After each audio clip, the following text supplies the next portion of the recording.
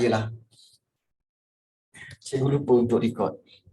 Sebab dah begitu excited untuk memulakan kelas, lupa nak record. Okey, baik, tak apa, sekejap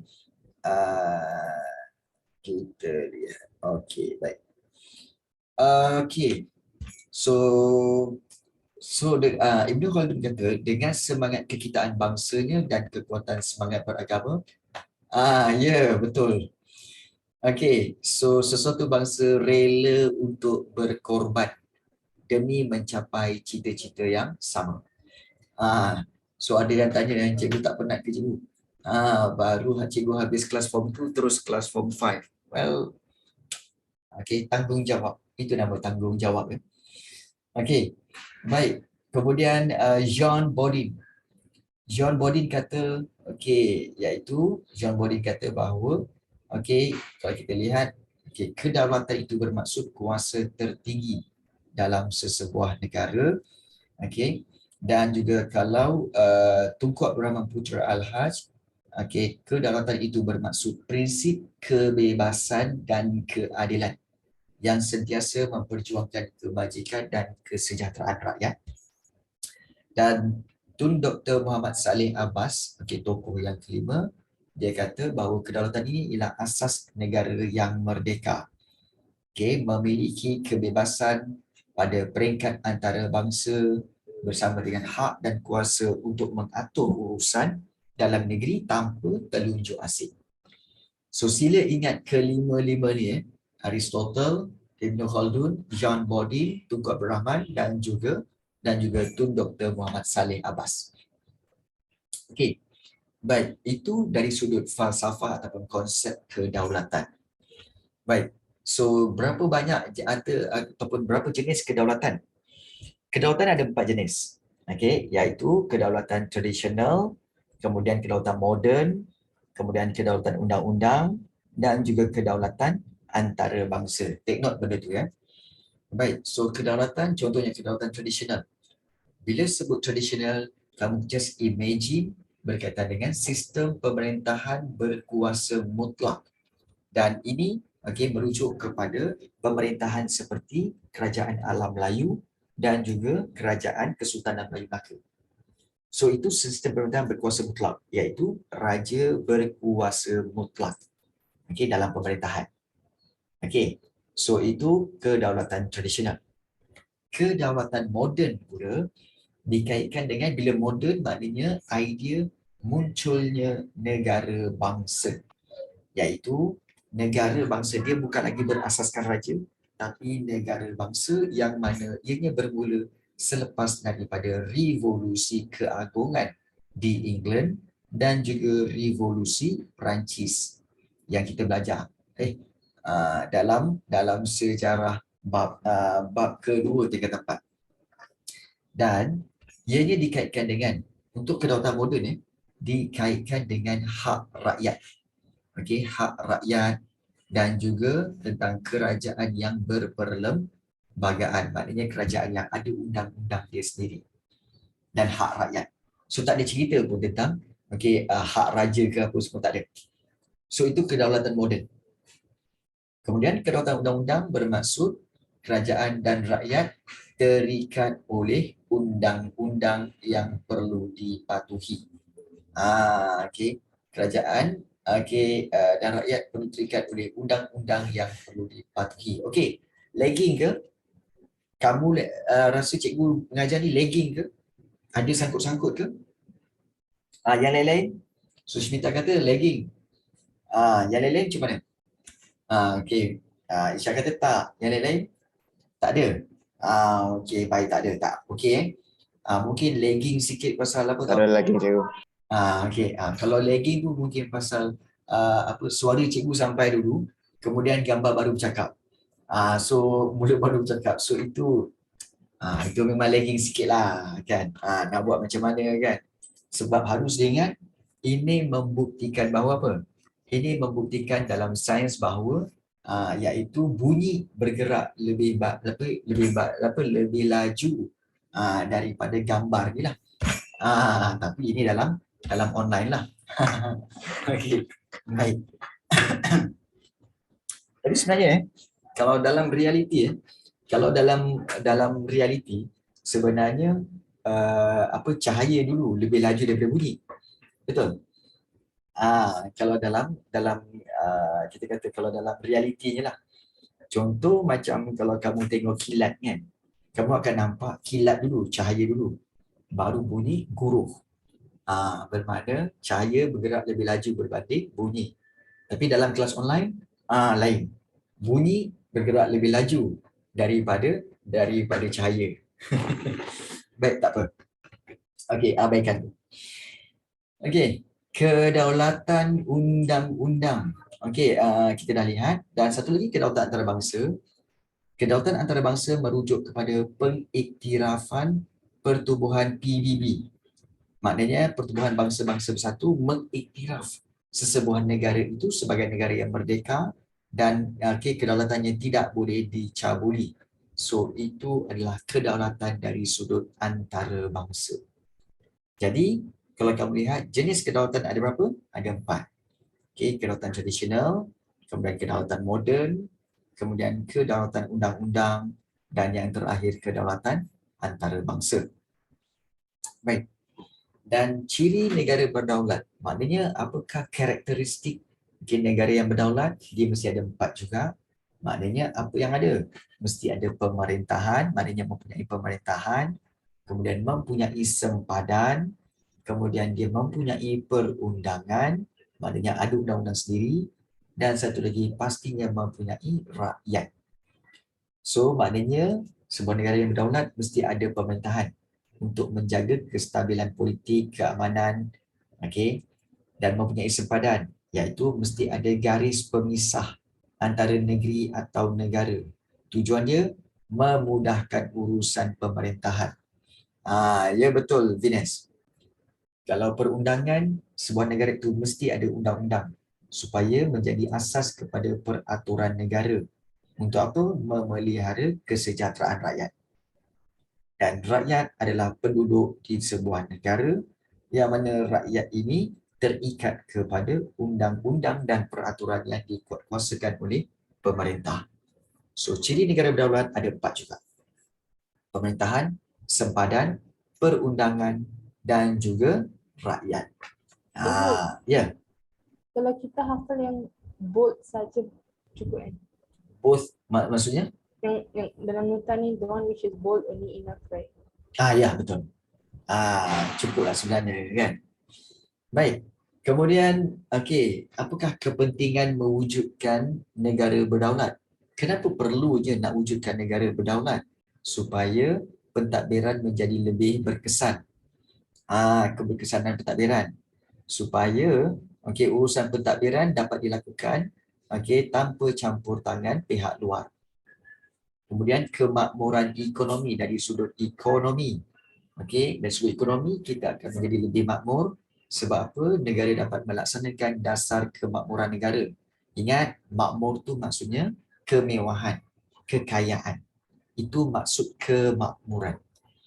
Maknanya kalau negara dapat laksanakan dasar kemakmuran, maknanya dapat melaksanakan dasar untuk mengkayakan, memewahkan rakyat. Itu maksud kemakmuran ekonomi. Kemudian juga dapat mewujudkan kesejahteraan sosial. Kesejahteraan sosial dari sudut sosial sejahtera. Maknanya aman dari sudut sosial. Melaksanakan dasar sosial bagi kesejahteraan rakyat. Dan bila dah pentadbiran pun bagus, ekonomi pun makmur, sosial pun dah sejahtera, maka akan mewujudkan kecemerlangan dari sudut hubungan luar negara. Maknanya memberi hak kepada negara untuk menjalinkan hubungan dengan negara lain. So, itu pentingnya untuk wujudkan negara berdaulat. Baik. Dan langkah-langkah untuk mempertahankan kedaulatan, pastinya perlu dilakukan oleh pemerintah dan rakyat. Ini kita tahulah.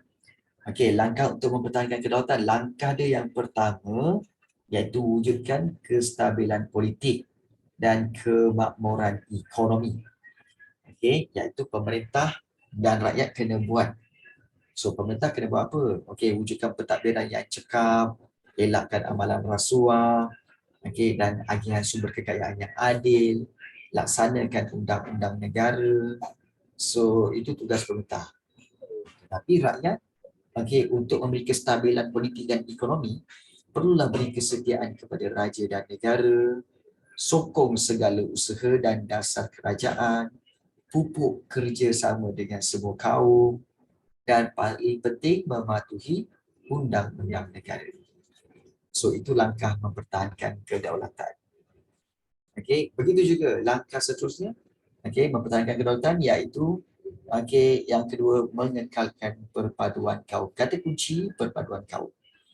So pemerintah perlu gumbal dasar dan undang-undang berkaitan dengan perpaduan kaum, okey, keberkesanan pelaksanaan dasar, merangka program dan kempen untuk memupuk perpaduan kaum, memperuntukkan perbelanjaan untuk program-program memupuk perpaduan kaum.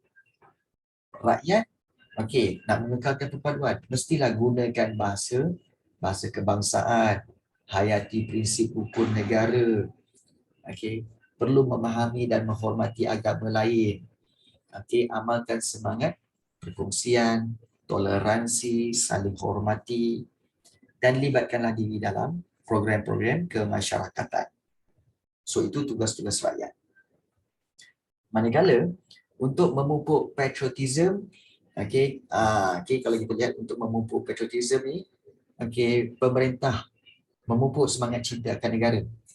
Pemerintah perlu, okey, menganjurkan sambutan Hari Kebangsaan, Hari Pahlawan, wajibkan mata pelajaran sejarah, okey, dan juga menganjurkan kempen dan menerbitkan filem untuk memupuk patriotism, berikan pengiktirafan kepada rakyat Malaysia yang berjasa. So itu antara tugas-tugas pemerintah. Okey, baik, bagus Danisha. Baik, rakyat okey, perlulah menghormati lambang negara seperti bendera jalur gemilang, jata negara, lagu negaraku, menyanjungi dan menghargai adat dan warisan negara, meningkatkan imej negara dengan melakar kejayaan dalam bidang pendidikan, dan hargailah tokoh-tokoh berbagai kaum yang berjuang untuk kemerdekaan. Okey. Ya, dia benda kebat sebenarnya. Dia benda kebat juga sebenarnya. Dan yang terakhir, mengukuhkan pertahanan negara. So, pemerintah perlu menggubal dasar dan undang-undang untuk melindungi keselamatan negara. Adakan perjanjian pertahanan, okey, serta latihan ketenteraan, modernkan aset-aset ketenteraan, maknanya peralatan-peralatan ketenteraan, modernkan, itu tugas pemerintah.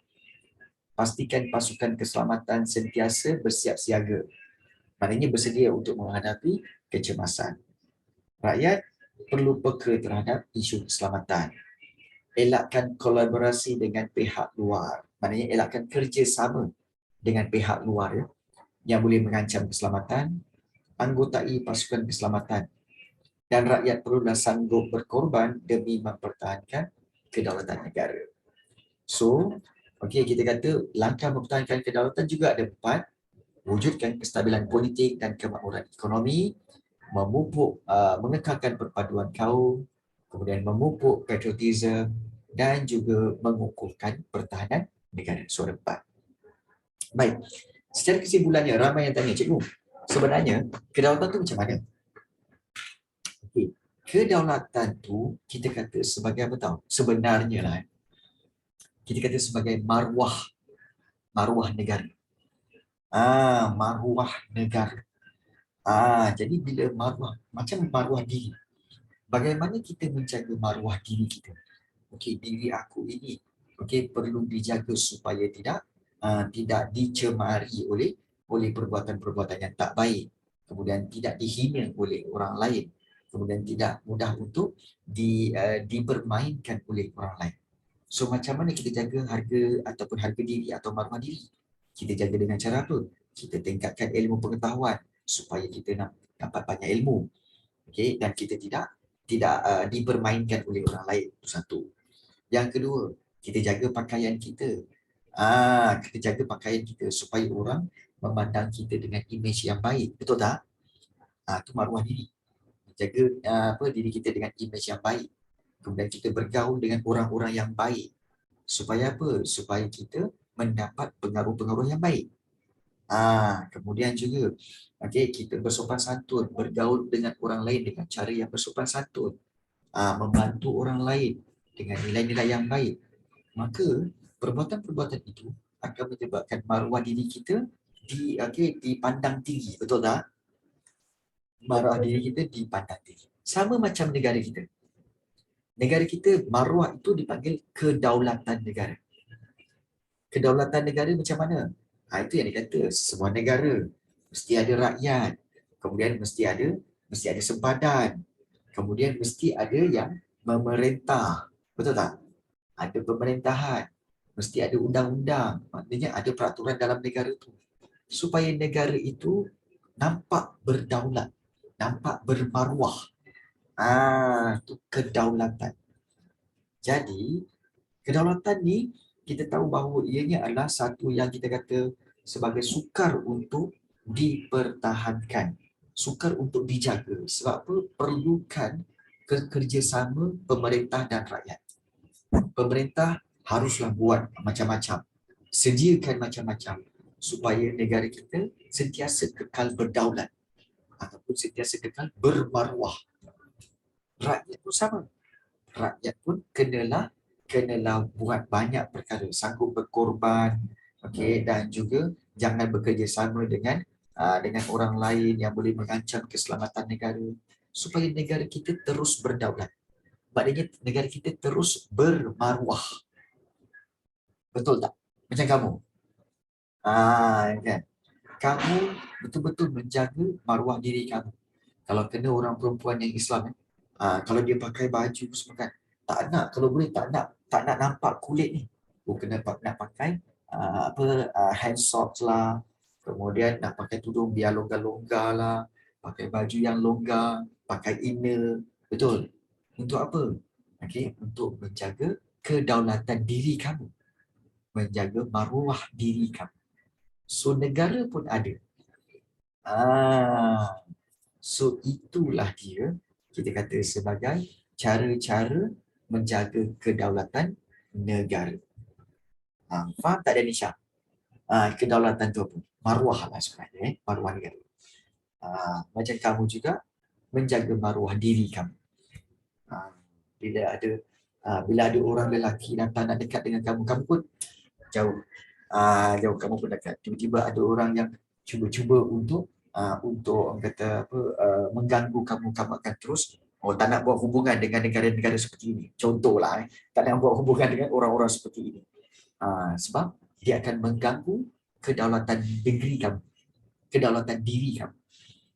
Kamu akan cuba menghindari orang-orang yang akan menggugat kedaulatan diri kamu. Itulah dia, kedaulatan. Harga diri, maruah diri. Kedaulatan negara, harga diri negara kita, maruah negara kita. Itu maksudnya. Boleh faham semua baik. So cikgu harap dengan penjelasan ni kamu dah tahu sebenarnya kedaulatan ni adalah lebih kurang macam maruah negara lah sebenarnya. Baik. So, kita nak tengok soalan daripada bab 1 ini. Macam mana bentuk soalan-soalan? Dan cikgu tak nak pergi kepada soalan objektif. Tapi kita nak pergi tengok soalan kita kata soalan struktur dan isi. Dan lepas tu semua jadi cikgu semua nampak. So sekolah saya ada jamuan raya, lepas tu kita semua duduk dalam kelas and then ada lelaki bagi bouquet of flowers to another girl in class. Lepas tu semua jerit, cikgu semua nampak. Baik. Kita nampak benda tu bukan mengganggu kedaulatan diri, tapi kita nampak itu sebagai penghargaan terhadap diri seseorang. Itulah. Kita nampak yang positif, nampak yang positif. Tapi jangan buatlah. Nak periksa. Baik. Baik. Kita tengok soalan. Kita tengok soalan bentuk soalan esei ataupun juga bentuk-bentuk soalan objektif, soalan struktur ya. Okey, iaitu seperti ini. Baru je semalam okey, baik. Baik. So, cikgu dah agak dah. Okey. Cikgu dah agak dah. Objektif lah. Objektif pula. Kan? Kita tengok soalan esei lah. Sebab kan? Nanti kita tanya. Kita tanya dulu. Berapa ramai sini nak tengok soalan esei ke nak tengok soalan struktur dan objektif? Nak tengok soalan esei ke nak tengok soalan objektif? Okey, mana-mana je lah. Nak tengok soalan macam mana ni? Semua boy. Nak tengok soalan semua soalan. Okey. Baik. Ada yang nak tengok okey, semua jenis soalan.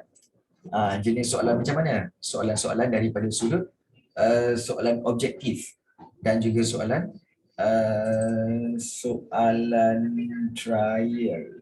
Okey, sekejap. Baik. Go through the question. Tak sempat jawab. Okey, nak tengok je cikgu. Essay semua. Okey. Okey. Sebab ramai yang nak tengok. Okey, so kita akan bagi tengok lah. Ramai yang nak tengok, kita akan bagi tengok. Okey, baik. Okey, kita akan lihat bentuk soalan dia macam mana bentuk soalan dia. Oh, ini bukan. Sebab korang baru nak tanya, cikgu tak well prepared. Sekejap. Okey, ini ke soalan dia. Bukan ini. Cikgu sebenarnya ada banyak bahan. Tapi sebenarnya nak lepaskan kat korang ni, kena lepas satu-satu, pelan-pelan. Dia tak boleh banyak-banyak, nanti korang muntah darah. Okey, nanti korang muntah. Nanti korang muntah. Okey, baik. Ini bentuk soalan objektif.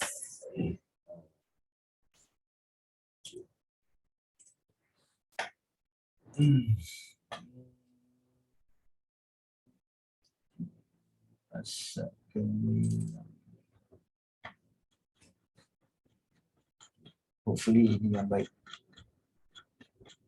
Oh, ini soalan esei. Okey, tak apalah.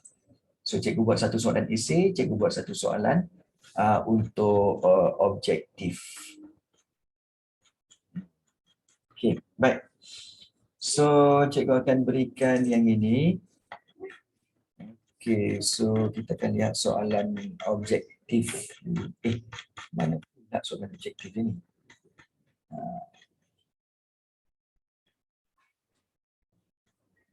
Right. Kita akan lihat soalan objektif. Nak yang ini. Okay.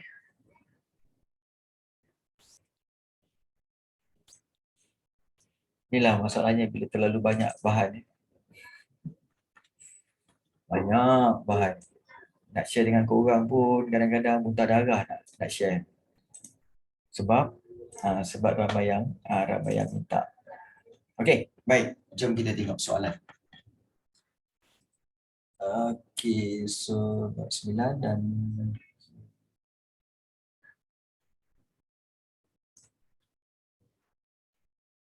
kenapa dia kata tidak jadi kita dapat, kita ni?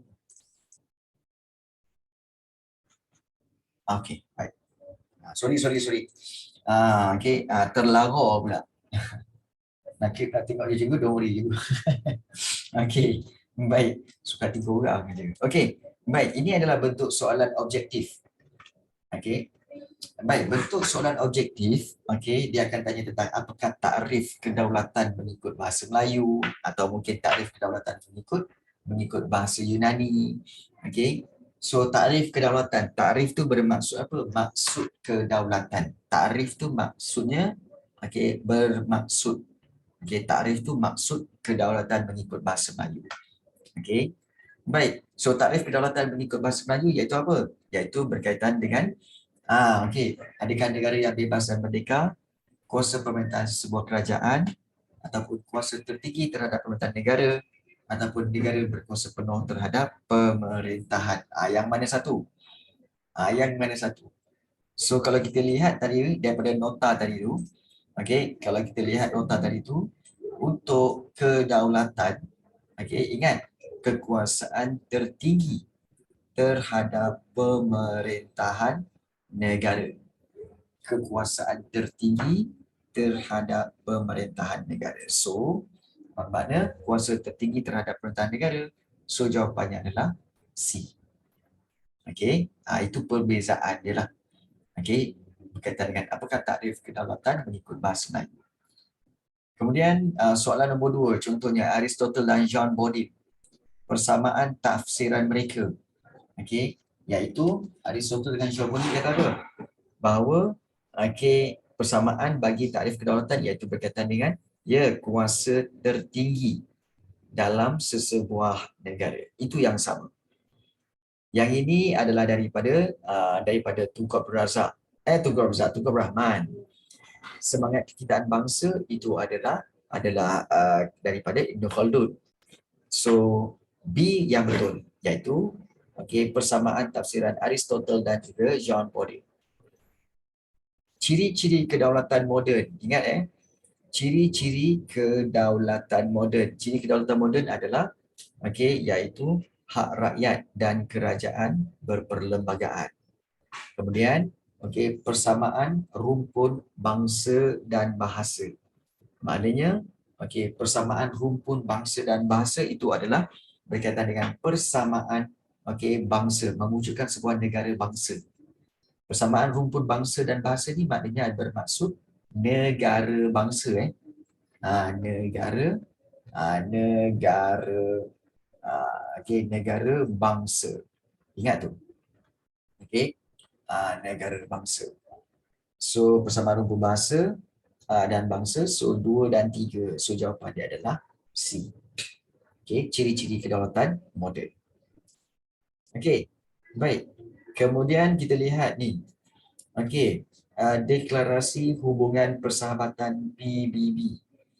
Apakah kesan kepada negara kita setelah deklarasi tersebut dicapai? Hubungan persahabatan PBB. Maknanya apa? Jawapannya adalah iaitu negara kita diiktiraf negara bebas dan berdaulat. Negara kita bebas dan berdaulat, maknanya negara kita merdeka sepenuhnya dan negara kita dihormati dan diiktiraf. Baik. Kemudian, siapakah ketua utama negara kita? Siapa ketua utama negara kita? Siapa? Iaitu Yang di-Pertuan Agong. Yes. Jangan korang keliru pula. YDPA. Kemudian soalan yang ke-6 berkaitan dengan pentadbiran negara kita. Dasar pentadbiran negara dilaksanakan dengan berkesan tanpa campur tangan pihak luar. Apakah yang dapat dikaitkan dengan pernyataan tersebut? Dasar pentadbiran negara dilaksanakan dengan berkesan tanpa campur tangan pihak luar. Bermakna ini adalah dikaitkan dengan apa? Jemaah menteri atau perpaduan rakyat atau hubungan diplomatik ataupun juga kemakmuran ekonomi. So yang mana satu? So jawapannya adakah perpaduan rakyat? Ini bukan. Kemakmuran ekonomi? Bukan. So tinggal A dengan C, jemaah menteri ataupun hubungan diplomatik. Yang mana satu?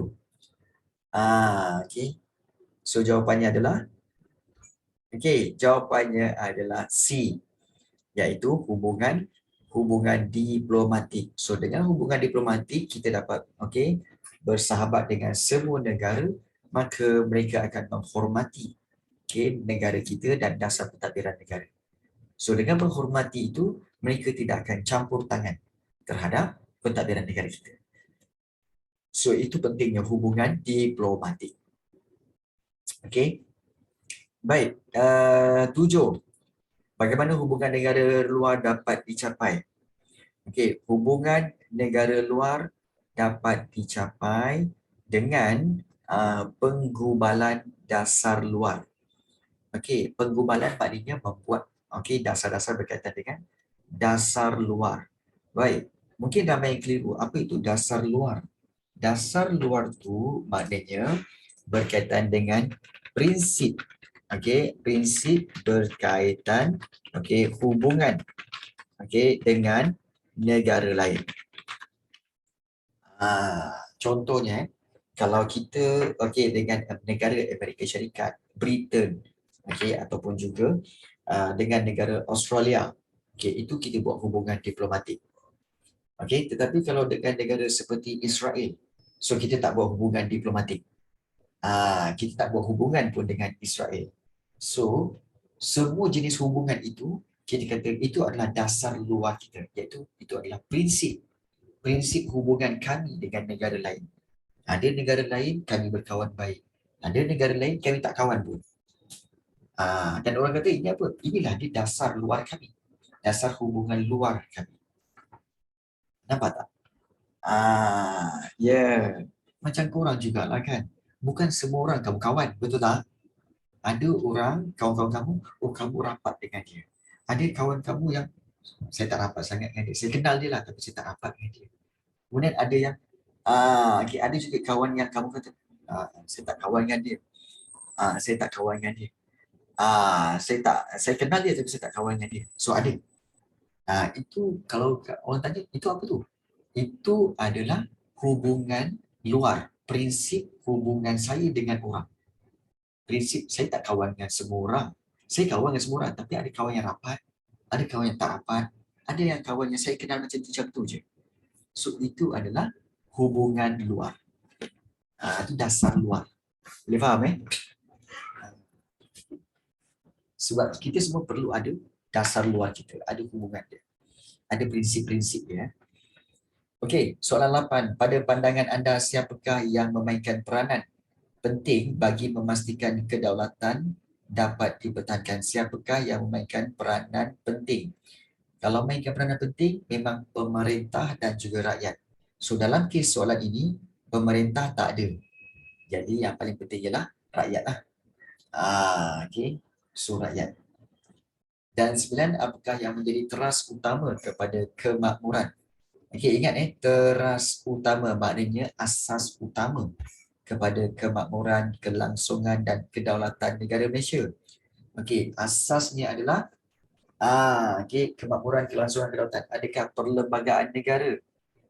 Adakah pengukuhan pertahanan?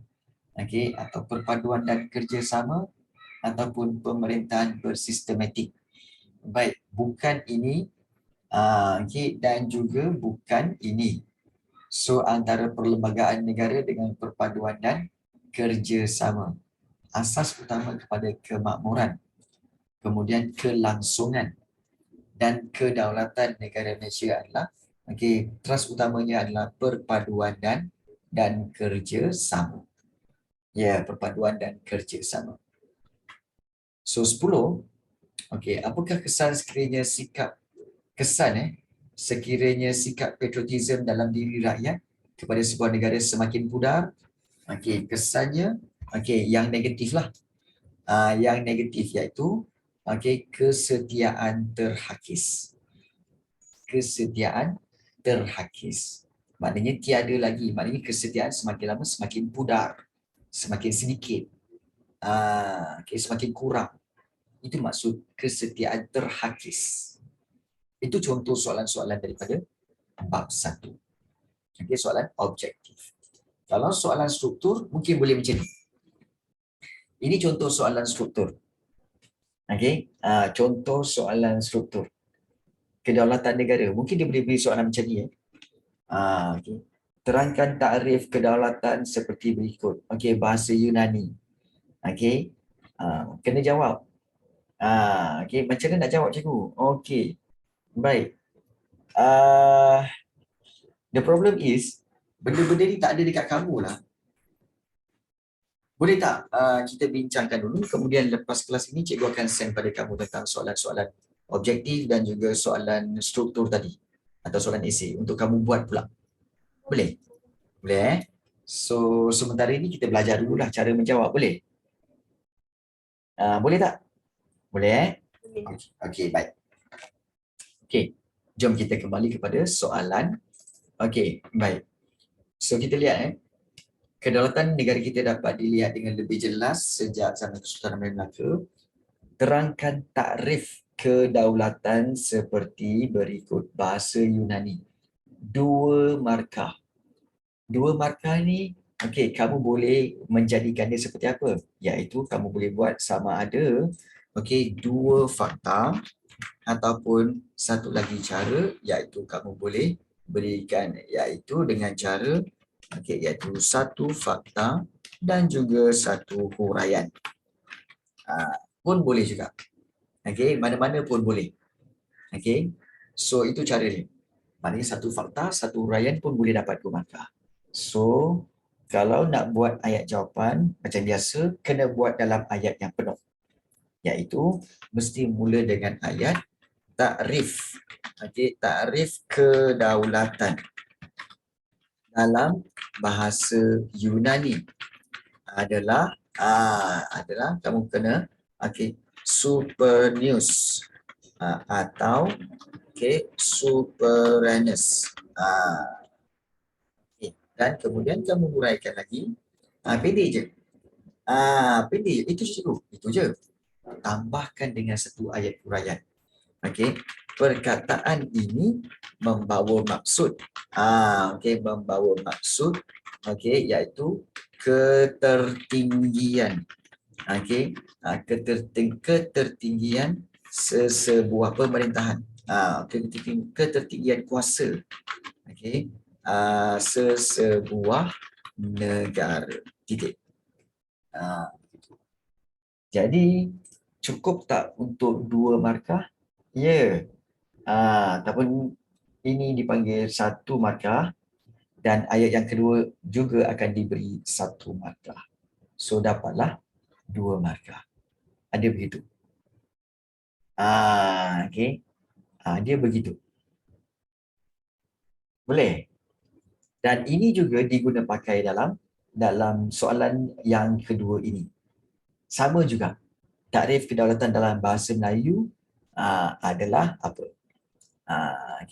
Adalah berasal daripada perkataan daulat. Perkataan itu membawa maksud apa? Macam tu. Mudah. Itu je nak dapat 2 markah. Jangan buat satu je. Jangan buat satu dengan superness atau superness kamu rasa macam cukuplah 2 markah. Tak. Kena ada ayat huraian dia. Ya. Baik. Okey. Kalau kita lihat di sini, Tun Dr. Muhammad Saleh Abbas ni, mantan Ketua Hakim Negara ni, yang ini pun sama. 3 markah. 3 markah, kamu kena bina ayat daripada pandangan tokoh Tun Dr. Muhammad Saleh Abbas berkaitan takrifan kedaulatan. Kalau yang macam ni, macam mana cikgu? Kamu juga boleh buat ayat sama seperti ini, iaitu pada pandangan. Pada pandangan tokoh di atas. Iaitu merujuk pada Tun Dr. Muhammad Saleh Abbas. Kedaulatan bermaksud. Begitu. Pada pandangan tokoh di atas, kedaulatan bermaksud apa? Dia punya yang Tun Dr. Muhammad Saleh Abbas ni dia panjang sikit. Memang dia panjang sikit. Tapi still boleh ingat sebenarnya. Iaitu kalau kamu lihat dari sudut yang panjang tu, iaitu berkaitan dengan asas negara yang merdeka, memiliki kebebasan pada peringkat antarabangsa. Jadi yang ini kamu boleh ambil. Boleh ambil ya. Asas negara yang merdeka. So kita boleh ambil macam ni. Baik, kemudian kita lihat bermaksud. So kita boleh paste tak? Tak boleh paste pula. Baik. Cikgu biasanya macam tu lah. Main paste je kan. Tapi kalau asas dia memang macam tu lah. Maksudnya di sini kamu kena ambil ini dan kemudian so kita akan lihat.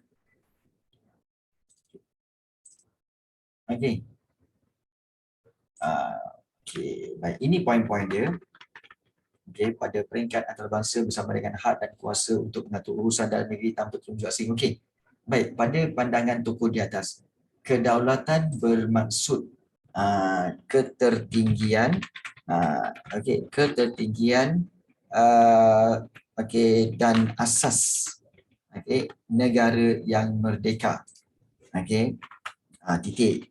Kemudian pemerintahan negara memiliki kebebasan pada peringkat antarabangsa bersama dengan hak dan kuasa untuk mengatur urusan dalam negeri tanpa telunjuk asing. Boleh. So, kalau kamu lihat di sini bahawa untuk 3 markah ini kebiasaannya cikgu kamu akan tanda ketertinggian dan asas negara, satu yang merdeka. Pemerintahan negara memiliki kebebasan pada peringkat antarabangsa bersama dengan hak dan kuasa untuk mengatur urusan dalam negeri tanpa telunjuk asing. So 3 markah kat situ. 3 markah kat situ. So itu penting, sebab itu penting untuk kamu bina ayat jawapan yang betul. Bina ayat jawapan yang betul. Baik. Kemudian soalan biasanya akan ada soalan kebat. Tak kiralah struktur ke esei, akan ada soalan kebat. Contohnya, kalau soalan kebat, pada pendapat anda, mengapakah kedaulatan negara perlu dipertahankan? Baik. So kita tengok, ingat kalau nak jawab mengapa kedaulatan negara perlu dipertahankan, dan kamu tengok dia punya keywords dia, iaitu pada pendapat anda. Means kamu kena mula dengan pada pendapat saya. Satu. Kemudian kamu tengok berapa banyak nak point nak bagi ni.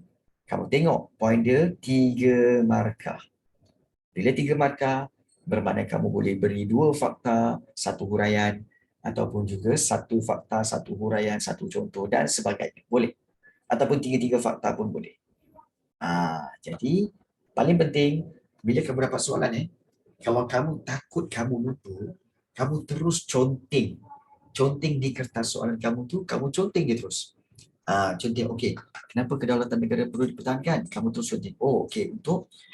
Untuk mengekalkan kesejahteraan rakyat. Rakyat dan negara. Itu satu. So kamu terus conteng dekat situ. Kemudian kalau ada point lagi, kamu terus bagi. Untuk apa? Mengekalkan kesejahteraan rakyat dan negara. Kemudian juga untuk apa? Untuk mencapai kecemerlangan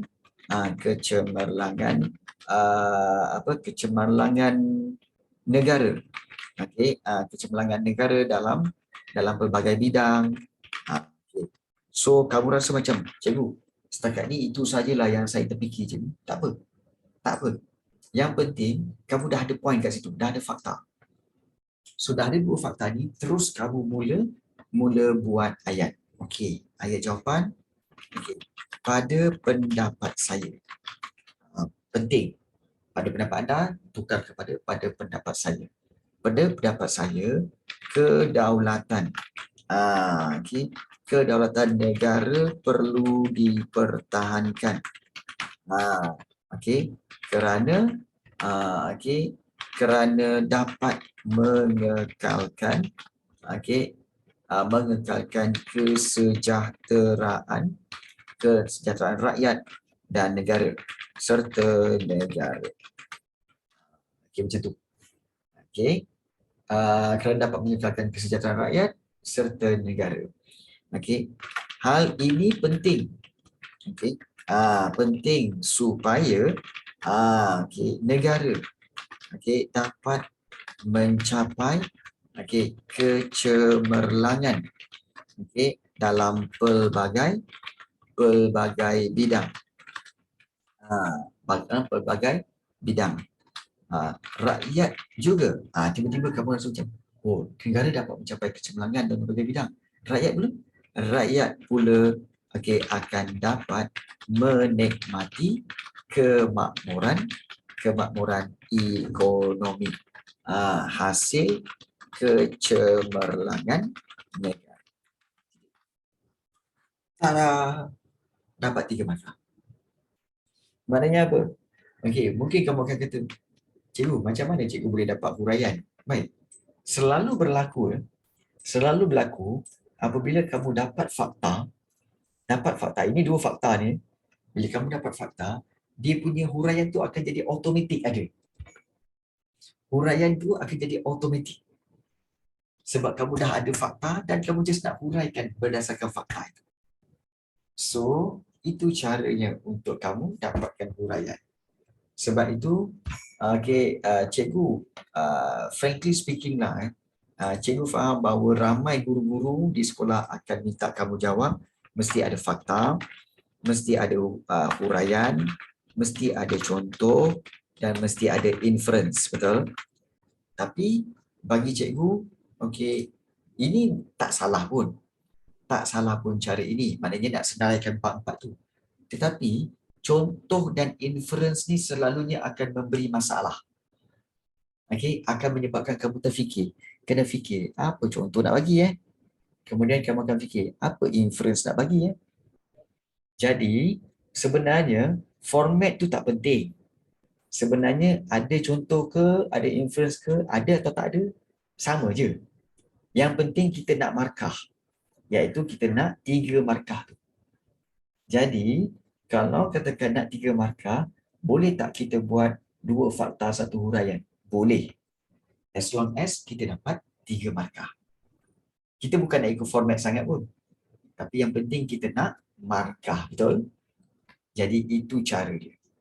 So, just gunakan, kalau macam cikgu, kalau nak dapat markah yang dengan dalam masa yang singkat dan cepat, amalkan ambil fakta dan huraian sahaja. Amalkan ambil fakta dan huraian sahaja. Tapi kalau cikgu kamu dah latih kamu dengan contoh ke dengan inference, tak apalah, teruskanlah. Kalau kamu boleh buat. Kalau tak boleh buat, fakta dan huraian sahaja. Jadi ini adalah dikatakan sebagai bagaimana untuk menjawab soalan struktur. Ingat, soalan struktur ni banyak. Dan bagaimana untuk menjawab soalan esei, cikgu? Baik, soalan esei biasanya akan membawa kepada banyak markah. 10 markah. 10 markah tak ada. Biasa 10 tak ada. Biasanya paling tinggi pun 8 lah.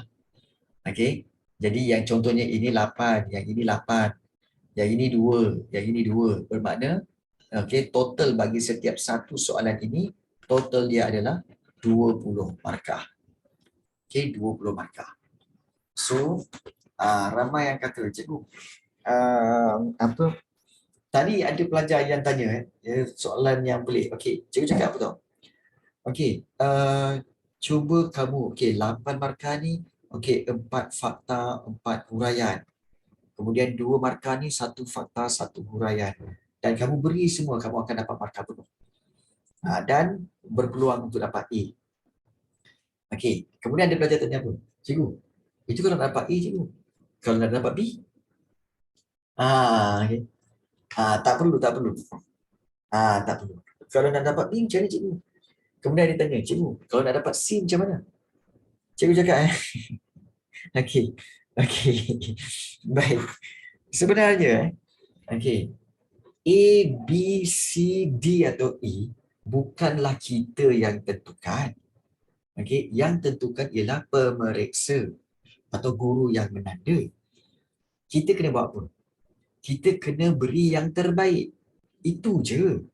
Berikan jawapan yang the best yang kita mampu. Ini, itu kalau nak dapat A je. Kalau dapat B, berapa banyak nak kena bagi? Kan? Apa masalah? Wait. Apa reply cikgu? Cikgu kata macam, cikgu tak pernah lagi ajar bagaimana nak dapat B, bagaimana dapat C. Cikgu ajar berikan yang terbaik. Kan? So berikan yang terbaik, kemudian B, A, B, C, D itu bergantung kepada cikgu kamu lah. Ya betul. Kita buat bukan dari textbook, tapi dia berkata institut dapat ke. Ya boleh. Boleh. Maknanya kalau 4 fakta, kemudian 4 huraian lagi. 4 huraian lagi tu bukan daripada buku teks. Tapi 4 huraian tu datang daripada pemahaman kamu tentang topik tersebut ataupun tentang fakta itu. Still boleh dapat markah kalau ianya relevan. Tiba-tiba tanya bagaimana nak dapat lulus ni cikgu. Jadi, cikgu tanya macam ni lah. Ibarat macam kamu. Baik, boleh tak kalau cikgu cakap, okey, hari ni kamu punya lunch, lunch kamu makan nasi sepinggan. Kemudian cikgu kata apa? Okey, boleh tak cikgu bagi kamu makan separuh je? Kan? Bagi makan separuh je. Kenyang tak agak-agak ni? Kan boleh kan? Kamu kata oh kenyang juga. Kalau cikgu bagi nasi suku je, nasi suku saja. Kenyang tak agak-agak ni? Kamu akan kata boleh juga, tapi muka kamu akan boleh juga. Tapi dalam hati, mana cukup? Aku kurang-kurang kena ada 1 pinggan nasi. Macam tu contohlah. Jadi, kan, bagi je 1 pinggan nasi. Kan? Kemudian sama ada kamu nak makan banyak, nak makan sikit, nak makan suku, terpulang pada kamu. Tapi sediakan nasi sepenuhnya. Sepenuhnya. Jadi macam inilah juga. Nak jawab, bagilah sepenuhnya. Kan? Bagi yang terbaik. Lah, kan? Jadi, soalan pelik-pelik lah juga ni kan. Okey. Baik. So, cara yang tadi cikgu ajar sama juga. Okey. Maknanya, kalau kita lihat tentang terangkan jenis kedaulatan berikut, kedaulatan tradisional, kedaulatan moden, 2 markah sama. Okey, 1 fakta, 1 huraian boleh. Okey, prinsip keempat rukun negara. Okey, kedaulatan undang-undang. Bagaimana prinsip tersebut mampu memelihara kedaulatan negara. Okey, kamu boleh cerita tentang cerita tentang apakah yang patutnya pemerintah buat dan kemudian apa yang patut rakyat buat. Itu yang dipanggil kedaulatan undang-undang. Pemerintah menggubal undang-undang, rakyat kena taat setia kepada undang-undang. Okey, menghormati undang-undang. Ya, macam kebat sikit. Ya, betul. Dia macam kebat sikit. Okey, dan C, huraikan kepentingan rakyat dalam mempertahankan kedaulatan negara. Bila kamu tengok kepentingan rakyat dalam mempertahankan kedaulatan negara, maksudnya apakah yang rakyat perlu buat bagi mempertahankan kedaulatan negara? Apa yang rakyat perlu buat. So kepada mana-mana pelajar, cikgu rasa soalan ini memang baik untuk kamu praktis. Maknanya soalan bahagian esei, soalan bahagian struktur, dan juga soalan-soalan daripada soalan objektif tadi. Yang ini pun juga menjadi satu soalan yang baik untuk kamu praktis bagi menghadapi peperiksaan. Cuma cikgu nanti share file ini cikgu. Berapa ramai yang nak? Tanya dulu berapa ramai yang nak. Kan cikgu share kan sudahnya ramai yang tak nak. Tak payahlah cikgu. Kan. Ramai yang tak print out pun.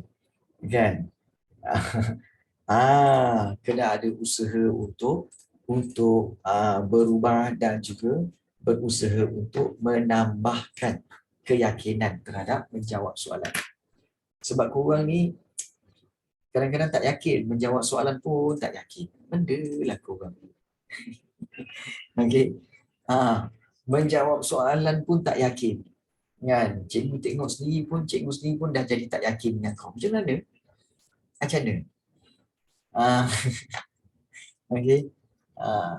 Ada dengan jawapan ke untuk semak? Soalan objektif tu tak ada. Tapi kalau soalan esei tu ada. Soalan esei tu ada. Cikgu bagi yang inilah untuk soalan esei. Korang nak soalan esei kan? Soalan esei cikgu bagi yang ni nak? Cikgu bagi yang ini. Yang ini. Sekejap. Cikgu bagi yang ni nak? Mana pula? Cikgu bagi yang ini. Ini nak? Iaitu sebagai contohnya soalan 2. Sebagai rakyat Malaysia, mengapakah anda perlu bersama-sama mempertahankan kedaulatan negara kita? So, Okey, soalan macam ni best sebab apa tahu? Dia ada 8 markah, tapi kat sini ada dia punya cadangan jawapan. So kamu boleh gunakan kat sini. Dia ada fakta, okey fakta, okey yang ini fakta, fakta, fakta. Kemudian di sini ada huraian, huraian 1, huraian 2, contoh. Okey, huraian 1, huraian 2 dan juga contoh. Ini best. Ini memudahkan kamu untuk bina ayat jawapan. Macam? Okey tak? Macam ni okey. Macam ni okey ya. Kemudian soalan macam ni kan, berdasarkan pengetahuan sejarah anda, bagaimana akan usaha rakyat Malaysia untuk mengukuhkan perpaduan kaum? So ada fakta kat sini, fakta kat sini. Okey. Kemudian ada huraian. Okey, contoh. So ini akan mencukupkan kamu untuk dapat 8 markah. Ini menarik. So kamu tinggal praktis je. Okey. So bermakna kalau kamu nak, okey, selepas kelas ni cikgu akan sharekan dalam grup. So cikgu harap kamu boleh print out dan juga kamu boleh gunakan dia sebagai praktis untuk peperiksaan. Okey. So itu yang cikgu harapkan lah. Jangan pula korang biarkan aja. Ya. Baik. Kemudian kita dah belajar tentang teknik. Okey, teknik menjawab soalan. Okey, tentang soalan kertas 2, soalan struktur dan juga esei. So hari ni kita ada masa lebih sedikit lagi. Kita nak tengok tentang nota ataupun kita nak refresh bab yang kedua. Ini bab kedua. Okey, ingat bab kedua berkaitan dengan perlembagaan persekutuan. Apa itu perlembagaan? Iaitu berkaitan dengan undang-undang tertinggi, okey, sesebuah negara. Okey. Dan asas pembentukan perlembagaan, bagaimana perlembagaan negara kita bermula, iaitu bermula daripada Undang-Undang Negeri-Negeri Melayu. Okey, dan kemudian apabila datangnya British, maka British telah memperkenalkan Undang-Undang Inggeris seperti mana yang telah diperkenalkan di Pulau Pinang, iaitu Charter of Justice. Ya, Charter of Justice. Okey. So itu yang kamu kena tengok. Okey, Undang-Undang Melayu dan juga Undang-Undang Inggeris. Dan kemudian begitu juga di Sarawak, adanya kuasa pentadbiran negeri dan juga adanya the Common Law of England. Dan di Sabah ada Application of Laws Ordinance 1951. So ini berkaitan dengan perlembagaan di Sabah dan juga di Sarawak. Dan bagaimana sejarah penggubalannya ada 4. Charter, meaning of the specific word. Charter of Justice maknanya adalah kita kata sebagai peruntukan dalam keadilan. Charter of Justice. Maknanya kat situ ada macam perlembagaan Malaysia lah. Perkara 1, perkara 2, perkara 3. Maknanya perkara-perkara dalam keadilan. Baik. So 1877 bermula dengan mesyuarat majlis pertama Majlis Negeri Perak ini untuk menggubal Undang-Undang Negeri Perak. Kemudian pada 1946 semasa Malayan Union, so Undang-Undang NNS Negeri-Negeri Selat digubal oleh Majlis Undangan Negeri. NNMD digubal oleh Majlis Persekutuan dan NNMDB digubal oleh Majlis Negeri. Dan soalan selalu tanya tentang terma rujukan. Terma rujukan iaitu main reference, term reference. Nak nota ni boleh ke? Kau ni kan segala nota aku korang nak. Ini nota aku sendiri tau. Nota yang sebelum ni yang bab 1 pun nak juga. Kan? Habis nota aku semua korang nak. Kau nak apa lagi? Baju aku kau nak. Kan? Tanjak aku kau nak ambil. Korang ni semua benda kau nak. Boleh ke? Ya. Baik. Nanti cikgu buat tajak sendiri. Ada cikgu Rafi kat sini. Cikgu akan jual. Nak rambut? Ini bukan wig dia. Ini rambut betul. Baik. Baik. Selepas Malayan Union 1948 iaitu perlembagaan bagi Persekutuan Tanah Melayu 1948, dan pada tahun 1997 ada Perlembagaan Persekutuan Tanah Melayu yang dihubal oleh Suruhanjaya RIP. Dan pada waktu inilah Perlembagaan Persekutuan Tanah Melayu ini, mereka menggunakan 5 perkara termarujukan utama. Maknanya apakah yang Suruhanjaya ataupun Perjanjian Persekutuan Tanah Melayu ni diorang buat, iaitu mereka nak menubuhkan kerajaan persekutuan yang kukuh, nak menjamin kedudukan Raja-Raja Melayu, menjamin kedudukan istimewa orang Melayu dan kepentingan sah kaum lain, dan nak membina parlimen yang mengandungi 2 dewan, iaitu Dewan Rakyat dan Dewan Negara, dan satu lagi untuk mewujudkan kewarganegaraan yang sama. So itu dalam Suruhanjaya Perlembagaan Persekutuan Tanah Melayu 1957. So itu sejarah penggubalan dia. Dan 2.3, ciri utama Perlembagaan Persekutuan. Take note ciri perlembagaan, ciri utama ada 2 ciri, ciri tradisional dan juga ciri moden.